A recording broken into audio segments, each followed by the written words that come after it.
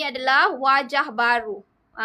Wajah baru dan kita ada buat penambahan ilmu ke dalam buku ni. Okay.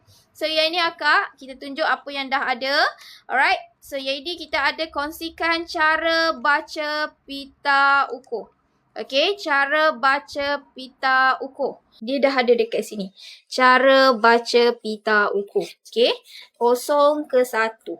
Yang kotak pertama ni 1/8. Kotak yang kedua 1/4. Kotak yang ketiga 3/8. Dah separuh ni dia jadi 1/2. Dan seterusnya lah dekat sini kalau akak rasa pening, tak tahu macam mana nak baca. Dekat sini kita tunjuk satu-satu. Cara baca dia pun kita tunjuk. Contohnya akak tengok dekat sini. Satu kotak ni adalah 1/8. Kita panggil dia 1 hun. Kalau akak tengok pada kalkulator, dia akan jadi 0.125. Yang dalam semua sama. Akak yang ni semua sama, cuma kita ada buat penambahan ilmu.